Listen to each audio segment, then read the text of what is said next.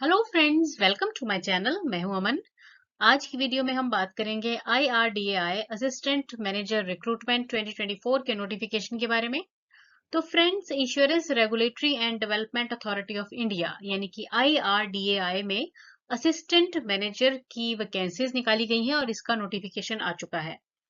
Vacancies हैं 49 यानी कि 49। और अप्लाई करने के लिए जो लास्ट डेट अभी तक अपडेट हुई है वो है 20 सितंबर 2024। वेबसाइट है irdai.gov.in। तो चलिए वीडियो में पूरी इंफॉर्मेशन लेते हैं।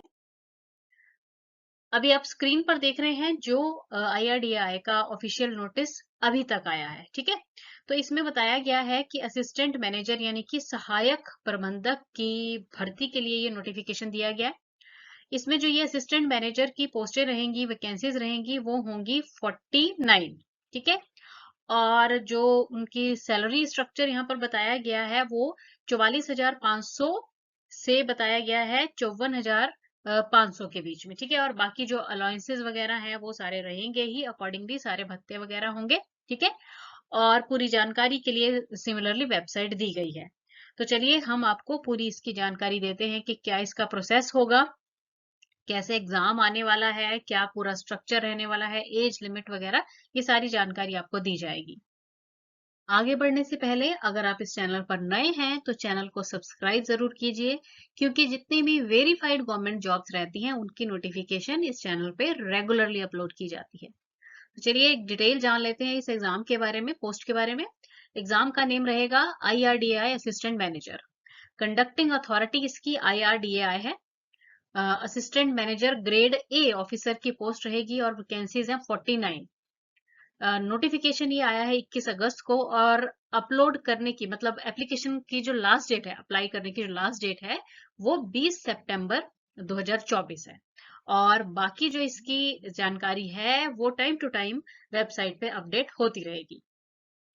अब जानते हैं इसकी कि एप्लीकेशन फी क्या रहेगी। तो देखिए SC ST PWBD अगर कैटेगरी है तो 100 रुपए इसकी एग्जामिनेशन फी रहेगी। और अदर देन SC ST और PWBD यानी कि जनरल कैटेगरीज जो हैं, OBC हैं, उनके लिए जो एग्जामिनेशन फी है वो रहेगी 750।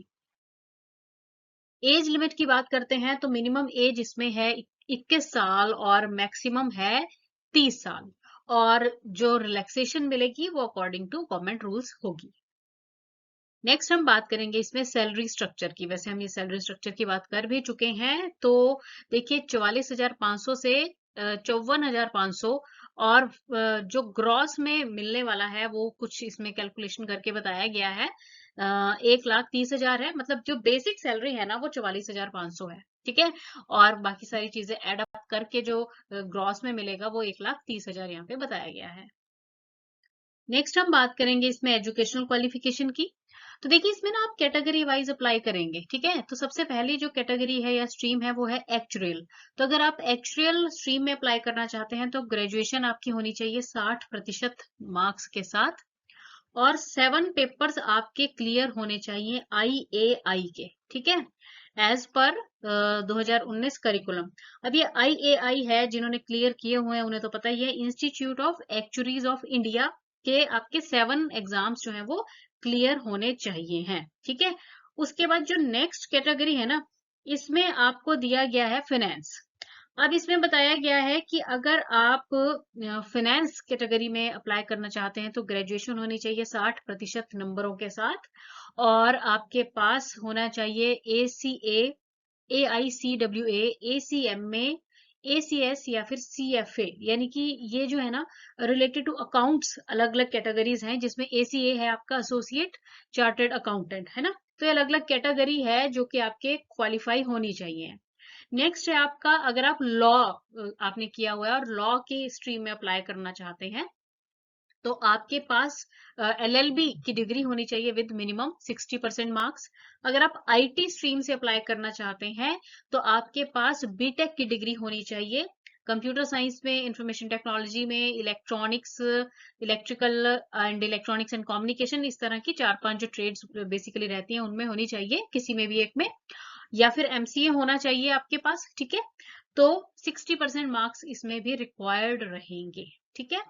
उसके बाद अगर आप रिसर्च में अप्लाई करना चाहते हैं तो आपके पास मास्टर्स डिग्री या फिर 2 ईयर पोस्ट ग्रेजुएट डिप्लोमा होना चाहिए इकोनॉमिक्स में, इकोमेट्रिक्स में, क्वांटिटेटिव इकोनॉमिक्स में, मैथमेटिकल इकोनॉमिक्स में, इंटीग्रेटेड इकोनॉमिक्स कोर्स में, या फिर स्टेटिस्टिक्स में, mathematical statistics, applied statistics, informatics with minimum 60% marks. और अगर आप जर्नलिस्ट के लिए अप्लाई करना चाहते हैं, ये बिल्कुल जनरल है, तो normal graduation with only 60% marks आपके होने चाहिए।